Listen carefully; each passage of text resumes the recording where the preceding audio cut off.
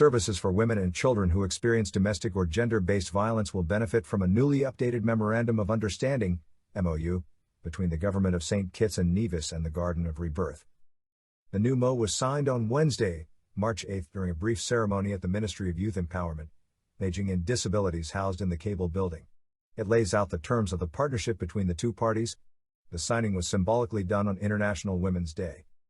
Minister of State responsible for Gender Affairs, Iselene Phillip, welcomed the updated terms, noting that the government cherishes its relationship with civil society. For the Department of Gender Affairs, we are, as a government entity, we're not always able to provide all of the resources and the structures that we need to be able to support and to combat our social problems like gender-based violence and domestic violence. And so we lean a lot in our civil society organizations and our NGOs to be able to fill gaps that government just cannot get to at this point in time. And so we are excited, well, I'm certainly excited that we have an opportunity now to be able to sign a new and updated Memorandum of Understanding with the Garden of Rebirth, which is an organization that does provide shelter services for women and children who come into or experience gender-based violence and are looking for a safe space to go to in order to exit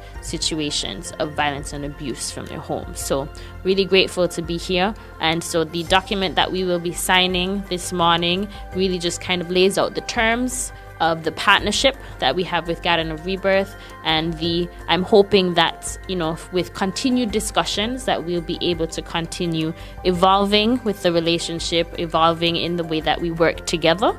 Mrs. Etsu Bradshaw-Keynes, founder and chief executive officer, CEO of Garden of Rebirth, noted that the organization offers several services that can be used to strengthen persons. I want to add, and I know you mentioned, Minister, that we are a shelter. We are not just a shelter. We are a center that has branched out into empowerment trainings. We have a lot of projects. We have funding that we have sitting there for programs that we hope we can partner with your ministries, youth, men, women. We write grants all the time, and we are very, very successful. So I would, also let the ministry know that we have funding for training in gender-based violence that you can take advantage of. We also have a project that's coming up, which is a hydroponics project.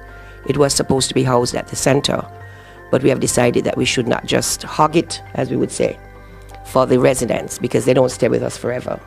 So, and people can't come into the center to participate. So we will be placing this project outside. And so here's an opportunity for you to send your women so that they can learn skills in hydroponics. And we're hoping to spread out into aquaponics. The MO was signed by Virgil Jeffers, Director of Gender Affairs, Minister of State Phillip, and Mrs. Bradshaw-Keynes. Rita Cable also signed as a witness.